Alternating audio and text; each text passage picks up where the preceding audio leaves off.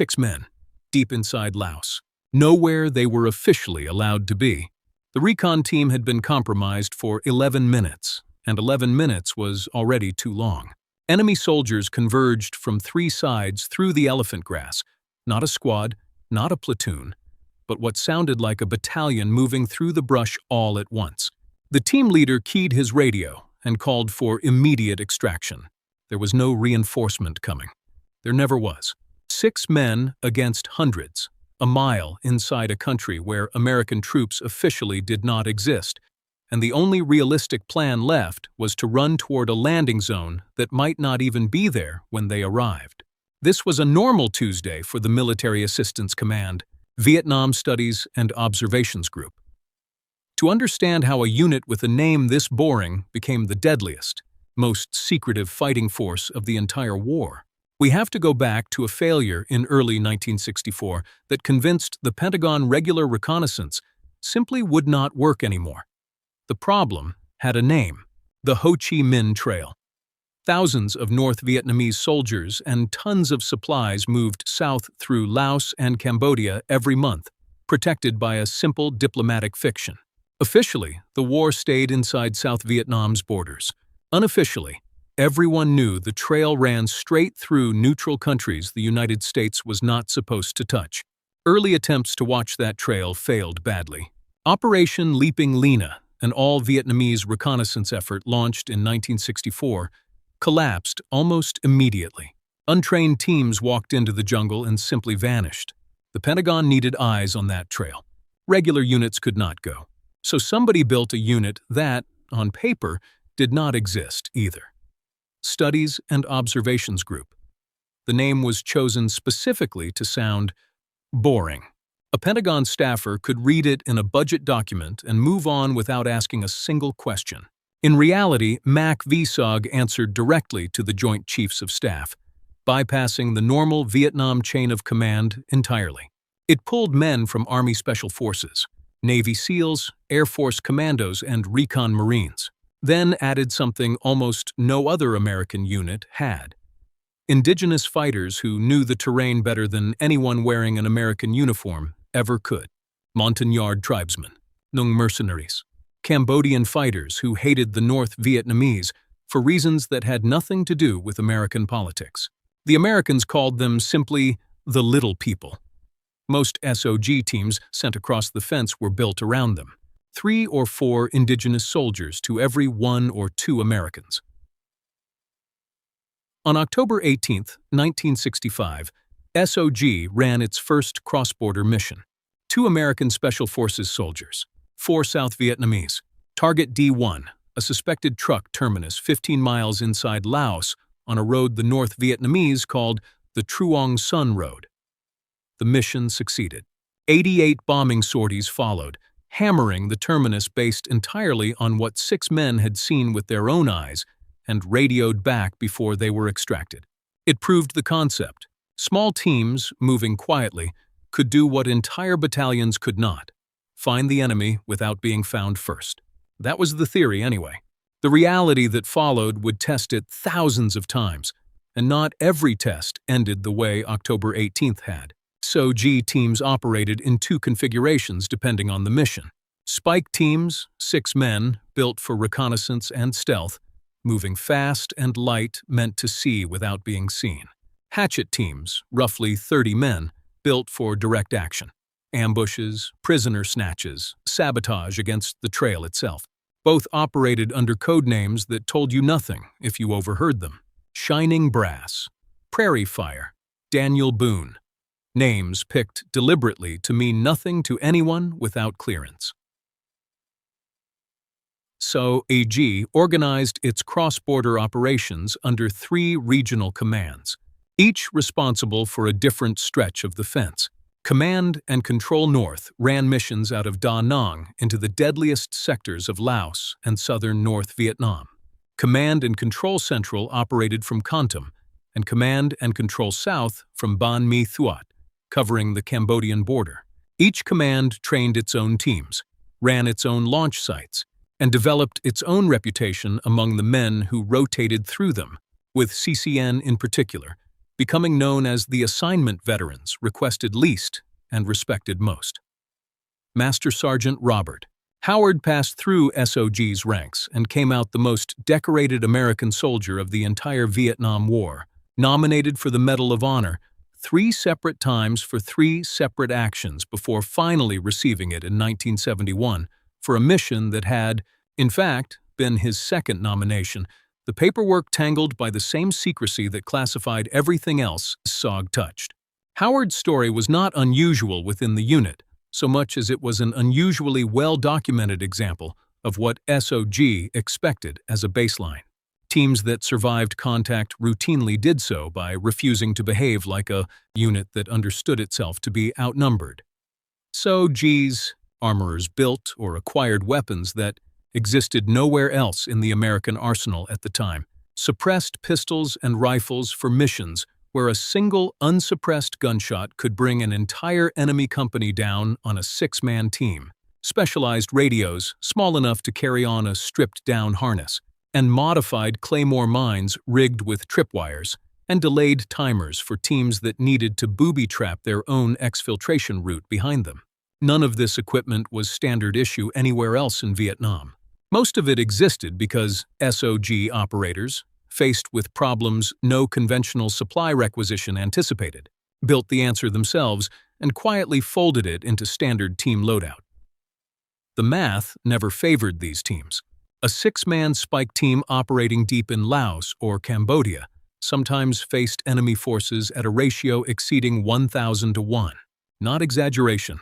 Documented history. When a team was compromised, and teams were compromised constantly, there was no reinforcement waiting a radio call away. There was a helicopter. If the weather cooperated and the landing zone hadn't already been overrun, and there was the team's own weapons, and there was whatever ground they could cover before the gap closed. The casualty numbers that came out of SOG after declassification in the late 1980s are difficult to process even by the standards of a war built on difficult numbers. SOG recon casualties exceeded 100%. Not a typo. Men were wounded, recovered, went back out, and were wounded again, sometimes 3 or 4 times across a single tour, until the count of wounds inflicted on the unit as a whole outnumbered the men who ever served in it. In 1968 alone, every single MACV-SOG recon man was wounded at least once. Roughly half were killed. 50 SOG Green Berets remain missing in action to this day, still unaccounted for, decades after the last team crossed back over the fence for the final time. What SOG did with those odds, though, is the part that made the North Vietnamese Army treat these 6-man teams as a genuine strategic problem rather than a nuisance. Estimates place SOG's overall kill ratio at roughly 158 to 1, the highest sustained kill ratio in American military history.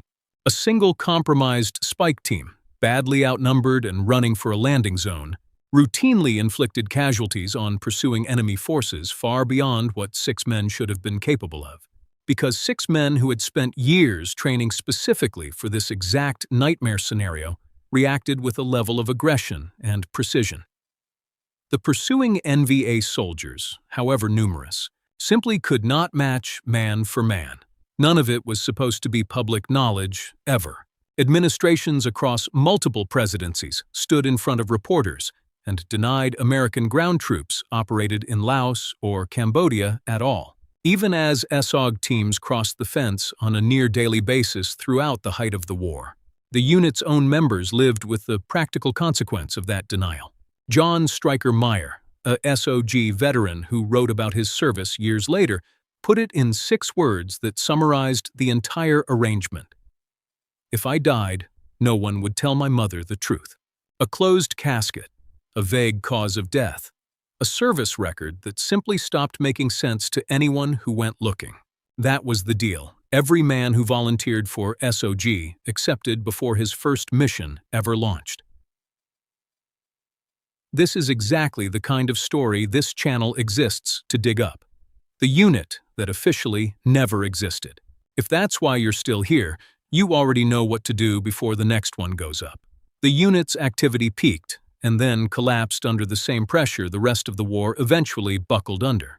1968 was, by SOG's own internal accounting, the worst year the organization ever endured, coinciding with the Tet Offensive and a broader collapse of SOG's operations into North Vietnam specifically. By 1970, teams were spending less time on the ground and facing more danger per mission than ever before, as North Vietnamese forces adapted specifically to hunt for exactly the kind of six-man teams that had been bleeding their supply lines for half a decade. SOG was formally deactivated in 1972 as American involvement in the war wound down. Its operations stayed classified for another 16 years.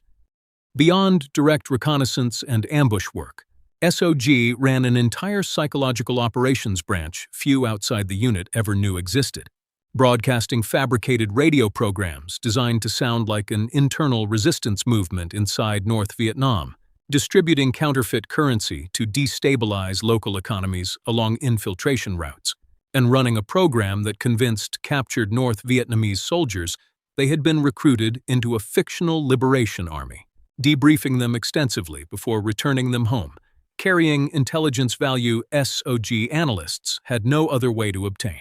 It was, in its own quiet way, as unconventional as anything the recon teams did in the jungle, just fought entirely through deception rather than direct contact.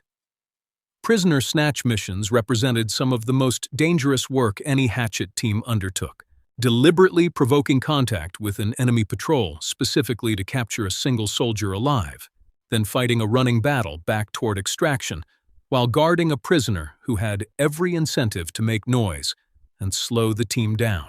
Interrogation of prisoners taken this way fed directly into targeting data for the tactical airstrikes that followed SOG's earliest missions. The same basic model, established on October 18, 1965, repeated hundreds of times over the following 7 years, with steadily improving equipment and steadily worsening odds as North Vietnamese counter-reconnaissance efforts matured.